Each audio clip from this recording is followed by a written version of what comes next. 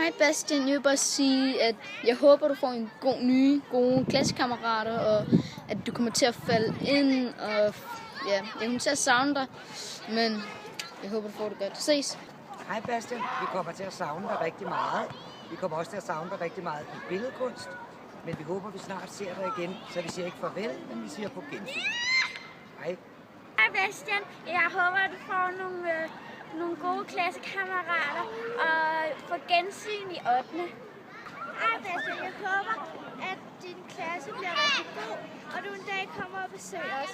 Og jeg synes, du er vildt god til, hvad det hedder, jul. Og det er totalt nice. Jeg er ked af, at du skal flytte skole, Bastian. Jeg håber, at vi ses igen. Jeg håber, du får det godt på din nye skole, og ja. Så ses. Jeg kommer til at savne dig så meget, Bas. Jeg ved ikke, hvad jeg skal gøre uden dig. Og jeg håber, de har helt vildt meget kiks på din nye skole.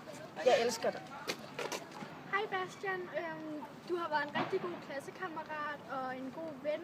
Jeg synes, det er rigtig ærgerligt, at du skal stoppe. Jeg håber, du får det godt det nye sted.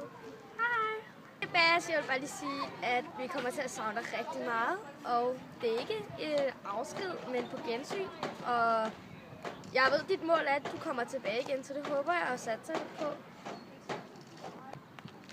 Hej Bas. Jeg vil bare sige, at jeg kommer virkelig til at savne dig, når jeg er stedet til skole.